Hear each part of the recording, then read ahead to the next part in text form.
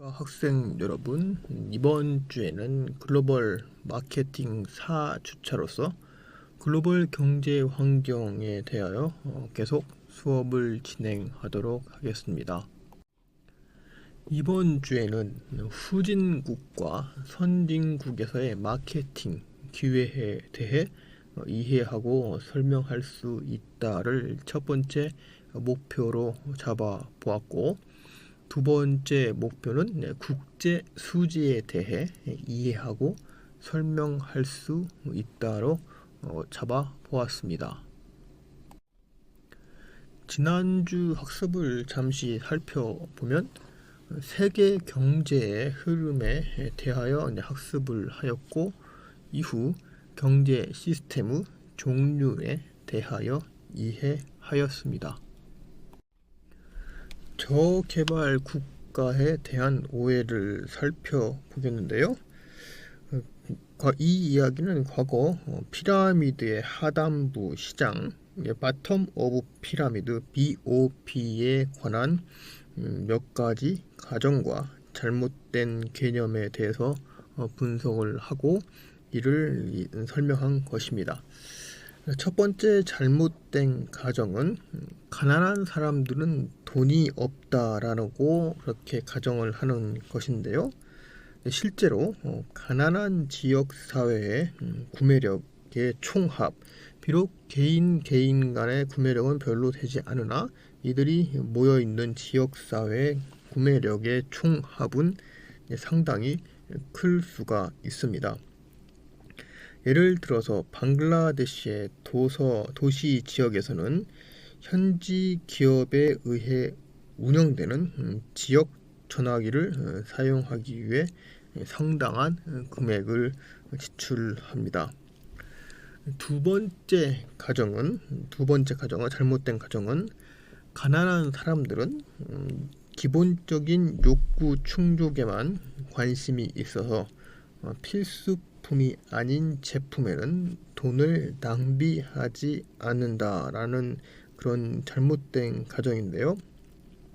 하지만 실제로는 너무 가난해서 집을 구매할 수 없는 사람도 삶의 질을 향상시키기 위해서 텔레비전, 가스 스토브 등의 사치품을 구입합니다.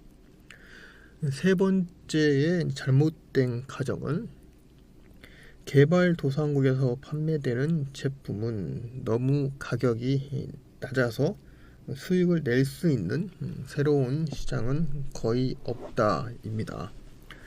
그러나 실제로는 가난한 사람들도 종종 여러 제품을 위해 높은 가격을 지불하기 때문에 품질이 괜찮은 제품을 저가격에 판매함으로써 매력적인 이익을 실현하려는 효율적인 기업을 위한 시장 기회는 반드시 존재한다고 볼 수 있습니다. 또 잘못된 가정 네 번째 보면 BOP 시장의 사람들은 기술 수준이 높은 제품을 사용할 수 없다라는 이야기인데요.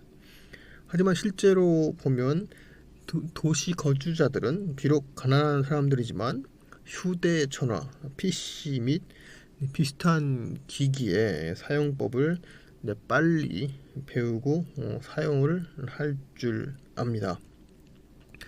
다섯 번째 잘못된 가정을 보면 BOP 시장을 목표로 하는 글로벌 기업들은 가난한 사람들을 착취한다는 비난을 받을 것이라고 하는데요.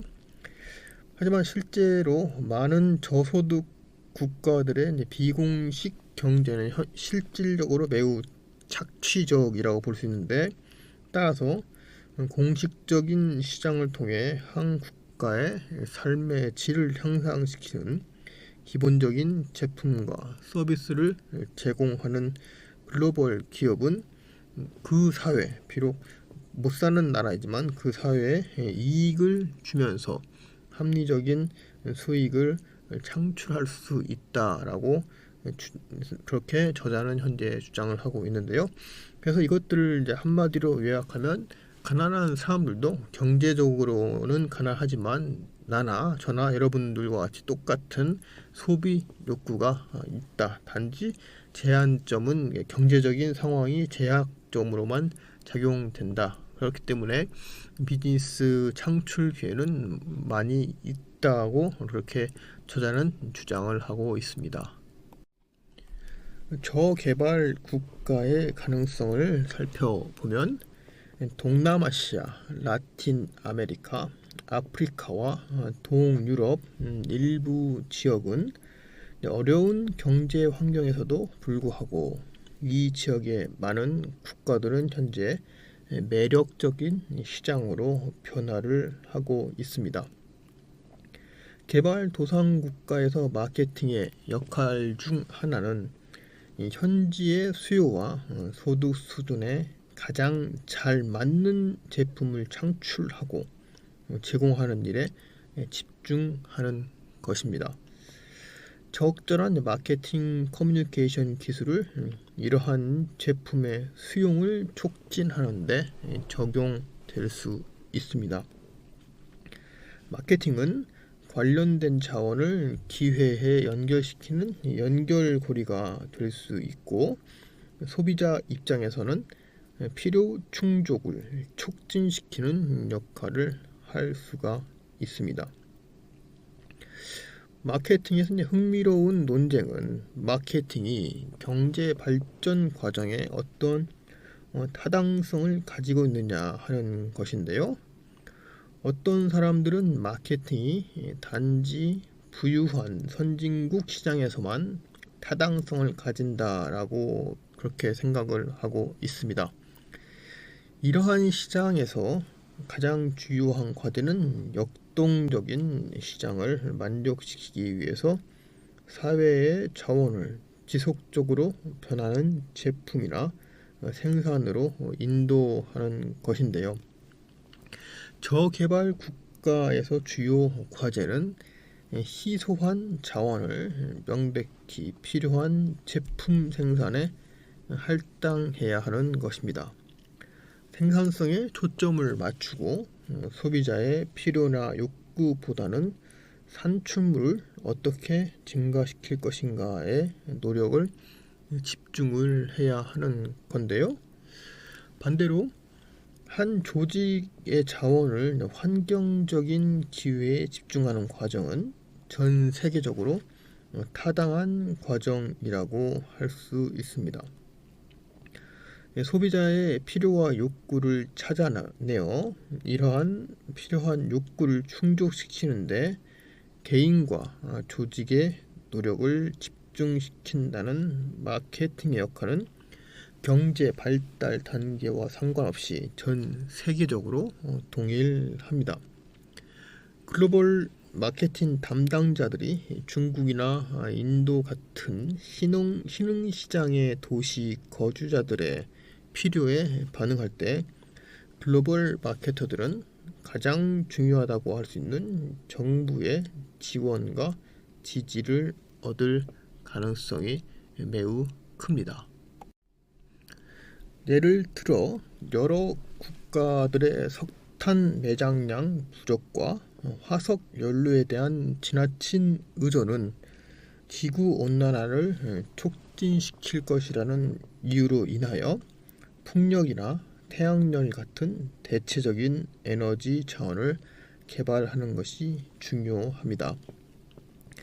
마찬가지로 사람들은 어디에 있든지 안전하면서 이동할 때 가지고 다닐 수 있는 식수를 필요로 하는데, 이러한 사실을 인식한 네슬레는 파키스탄에서 퓨어 라이프라는 병에 담긴 생수를 출시하였습니다. 한 병의 가격은 약 0.35달러였는데 우리 돈으로 약 500원 정도 400원쯤 되겠네요. 순수한 안전, 순수한 신뢰, 이상적인 물이라고 광고를 하였습니다. 퓨어 라이프는 파키스탄 생수 시장의 50%를 점하였고, 이 브랜드는 수십 개의 다른 저소득 국가로 전파되었습니다. 코카콜라는 최근에 바이탕구라는 빈혈, 실명 및 다른 영양실조와 관련된 질병 예방에 도움이 되는 음료 제품을 개발하면서 저소득 국가들의 다이어트 및 건강 보조 식품에 대한 필요를 강조하기 시작하였습니다. 이와 더불어서 개발도상국이 인터넷 경제에 합류하는 것을 도와주는 기회도 있는데요. 인텔 회장은 중국과 인도의 시골 마을을 방문하고 인터넷 접속과 컴퓨터 사용법을 제공하는 프로그램을 출시하였습니다. 인텔의 월드 어헤드 이니시티브는 자동차 배터리로 충전되는 $550짜리 컴퓨터를 개발하였는데, 마찬가지로 HP 엔지니어들은 태양열로 가동되며 한적한 지역에서 인터넷에 접속할 수 있게 하는 커뮤니케이션 기기들을 개발하고 있습니다. MIT 공대의 미디어 랩은 초저가형 노트북 PC라는 프로젝트가 진행되고 있는데요. 이러한 것들은 $100에 구입할 수 있는 랩톱 컴퓨터를 개발하고 있습니다. 또한 글로벌 기업은 현지인을 위한 경제적 기회를 창출하면서 오래된 숲과 다른 자원을 보존하기 위한 창의적인 방법을 개발함으로써 경제 발전에 기여할 수 있습니다. 예를 들어 브라질에서 다임러 크라이슬러는 코코넛 껍질을 천연 고무로 바꾸는 농부와 협력을 했는데요. 천연 고무는 차 시트, 자동차 좌석 머리 받침대, 자동차 차양 등으로 사용을 하였고요. 프랑스 사치품 제조업체인 에르메스는 아미조니아라는 핸드백 라인을 만들었는데, 아마조니아는 전통적인 가두 구두쟁이가 추출한 라텍스로 만들어졌습니다. 다임러 크라이슬러와 에르메스는 환경 보호에 관심이 많은 소비자에게 어필하는 동시에 자사가 환경에 관심이 많다라는 것을 홍보하는 것으로 활용하고 있습니다. 리우데자네이루의 벌목 일꾼을 고용하는 회사 중역은 다음과 같이 말하는데요. 당신이 화전 및이 정글을 파괴하는 것을 막을 수 있는 유일한 방법은 그들에게 독자 생존이 가능한 경제적인 대안을 제공하는 것뿐이다 라고 이야기를 하고 있습니다. 이어서 고소득 국가를 살펴보겠습니다. 선진국, 산업화된 국가 또는 후기 산업 국가라고 불리우는 고소득 국가는 1인당 GNI가 12,476달러 이상인 그러한 국가입니다. 소수의 산유 국가를 제외하고 이 분류에 속하는 국가는 상당한 경제 발전 과정을 통해서 현재의 소득 수준에 도달을 하였습니다. 후기 산업 국가라는 표현은 하버드 대학교의 다니엘 벨이 미국, 스웨덴, 일본 및 다른 고소득 국가에서 이를 붙이면서 처음 사용이 되었습니다. 벨은 1973년 그의 저서 The Coming of the Post-Industrial Society에 산업화된 국가와 후기 산업 국가 사이에는 단순한 소득 격차를 넘어서는 차이가 존재한다고 주장을 했습니다. 벨은 후기 산업 국가에서 혁신의 원천은 점점 더 우발적인 발명보다는 논리적인 지식의 체계화로부터 도출된다라고 주장을 했는데요. 또 다른 특징은 서비스 부분, GNI의 50% 이상을 차지하는 서비스 부분의 중요성, 정보 처리와 정보 교환의 결정적인 중요성, 핵심적인 전략적 자산으로서 자본보다는 지식이 우세하고 기계적 기술보다는 지적 기술이 우세하고 엔지니어 및 반숙련 노동자보다는 과학자와 전문가가 우세하다라는 주장을 했습니다. 후기 산업사회의 다른 측면은 미래에 대한 관심과 사회 기능에 있어서 인간관계의 중요성입니다. 종합하자면 이러한 동력과 요소는 후기 산업국가 국민들의 가정과 직장에서 거대한 사회적 변화를 만들어내고 있습니다.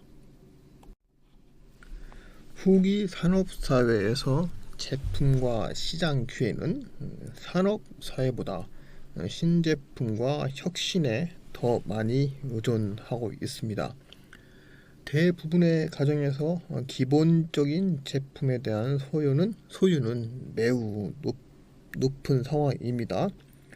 따라서 성장을 추구하는 조직은 기존의 시장에서 점유율을 높이기 위한 시도를 한다면 종종 어려움에 직면하게 됩니다. 대안적으로 기업은 새로운 시장을 창조하기 위해 노력을 해야 하는데요.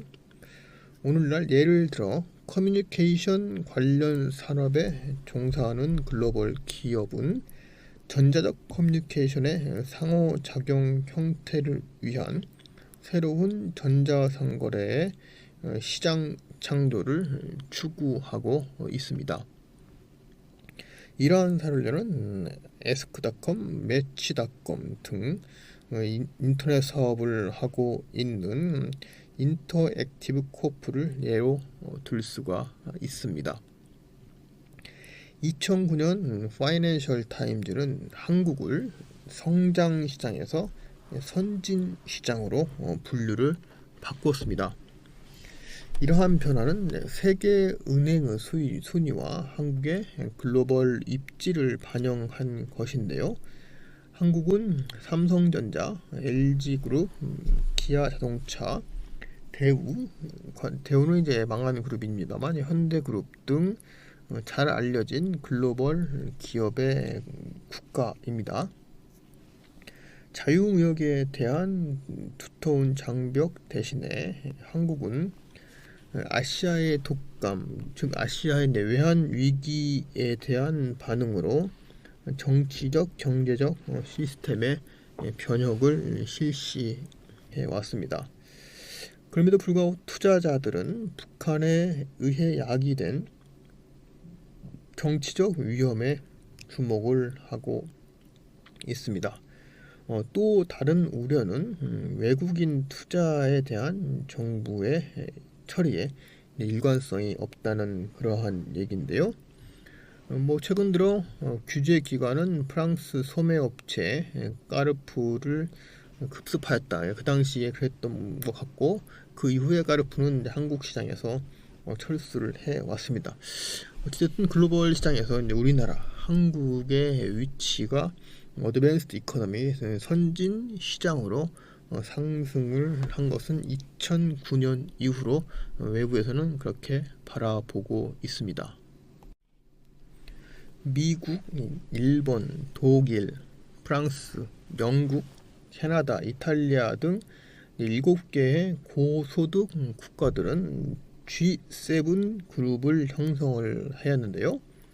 7개 국가의 금융장관, 중앙은행 총재 및 국가의 총수들이 글로벌 경제 번영을 촉진하고 금융 안정성을 확보하기 위해 약 25년 동안 계속 협력을 해왔습니다. 1980년대 라틴 아메리카의 채무 위기, 1990년대 경제 개혁을 위한 러시아의 투쟁 등과 같은 글로벌 긴장이 발생될 때마다 G7의 국가 대표들은 함께 모여서 정책을 조율하기 위해 노력을 했습니다. 1990년대 중반부터 러시아는 G7 정상회담에 참석을 했는데요. 1998년 러시아가 본격적인 공식 멤버가 되어서 그 이후에는 G8, G8으로 그룹이 변경되었습니다. 이후에 1999년에는 G20 그룹이 형성되었는데요. 여기에는 19개 국가와 EU의 재무장관들과 중앙은행 총재들이 참가를 하였습니다. G20에는 브라질, 인도, 인도네시아, 터키 등의 개발 도상 국가들이 포함되어 있습니다. 고소득 국가로 구성된 다른 조직으로는 경제협력개발기구 Organization for Economic Cooperation and Development OECD라고 하는데요. 이런 경제협력개발기구가 있습니다. OECD에 가입되어 있는 30개 국가는 시장경제 시스템과 다원주의적인 민주주의를 신봉합니다. OECD는 경제 싱크탱크, 부자클럽 등으로 다양하게 묘사가 되고 있는데 OECD의 근본 과제는 회원국들이 최고 수준의 지속적인 경제 성장을 달성하고 국민들의 경제적, 사회적 생활 수준을 향상시키는 데 있습니다. 오늘날 조직은 파리에 근거를 두고 있고 세계 2차 세계대전 이후에 유럽 지역을 재건하기 위해 협력해온 유럽 국가로부터 유래가 되었습니다. 캐나다와 미국은 1961년부터 회원에 가입했으며 일본은 1964년에 가입을 했습니다. 브릭스 국가들의 증대하는 중요성에 대한 증거로 브라질, 러시아, 인도, 중국이 모두 공식적으로 OECD에 가입하겠다는 그러한 의사를 표명을 해왔습니다. OECD 국가들은 세계 무역에 영향을 미치는 경제적, 사회적 정책을 검토하기 위해 위원회를 만들어 협력을 했는데요. 정기적으로 개최되며 의사결정권을 가진 위원회를 사무총장이 주재합니다. 위원회는 회원 국가로부터 온 전문가로 구성되며 무역 및 다른 이슈 토론을 위한 포럼을 제공합니다. 컨설팅, 사전 압력, 외교는 회원 국가들이 자율적으로 자국의 경제 정책과 법안들을 평가하는 데 도움을 주는 핵심적인 방법입니다. OECD는 국가 서베이와 경제 조망을 발표하는데요. 최근 들어 OECD는 글로벌 이슈, 사회 정책, 노동시장 규제 완화에 좀 더 초점을 발표하고 있습니다. 예를 들어 OECD는 뇌물 문제가 불거지는 것을 저지했는데 이는 외국의 관료에 대한 탈법적 뇌물을 목표로 하는 조약을 수립하는 것을 목적으로 하고 있습니다. 이러한 조약이 발표된 지 15년이 흐른 후에 독일 및 프랑스 또는 다른 국가들도 모두 반부패법을 제정을 하였는데요. 여러 나라 출신의 검사들이 국경선을 넘어 잘 협력을 하고 있습니다. 일례로 지멘스, 독일의 지멘스가 16억 달러의 벌금에 처해지기도 했습니다. 경제 3인방을 살펴보면 세계 경제의 지배력에 대해서 근래에 많은 전망들이 있었는데요. 가장 통찰력 있는 것은 일본 맥킨지 앤드 컴퍼니의 회장의 전망입니다. 그의 1985년에 출판된 그의 책 트라이에이드 파워, 그래서 삼각 파워는 새롭게 등장하는 경제 질서를 일관되게 개념화한 책인데요. 이 성공적인 세계 기업이라면 일본에서나 유럽에서나 미국에서 모두 균등하게 강해야 한다고 주장을 하고 있습니다. 그래서 이 세계 지역이 세계의 경제를 주도적으로 하고 있다는 이야기인데요. 오늘날 이 이야기가 나왔을 때는 1985년이고 오늘날에는 GNP로 측정한 세계 수입의 약 75%가 이 세 개의 지역에서 발생이 되고 있습니다. 이 책을 저자가 썼던 시기에는 1985년이기 때문에 당연히 이제 일본을 중심으로 했겠지만 오늘날에는 한중일 이 지역을 통틀어서 동북아시아를 통틀어서 한중일, 미국 그리고 유럽 이 지역을 세계 3대 축이라고 하는데요. 최근에 이제 확장된 3인방 익스텐드 트라이에드로 세계관을 수정을 했는데 일본의 축은 이제 전체 태평양 지역으로 넓혔고 미국의 축은 캐나다와 멕시코를 합쳤고 그리고 유럽의 경계는 동쪽으로 넓혀갔습니다. 코카콜라가 균형 잡힌 수익원을 보여주는 완벽한 예인데요.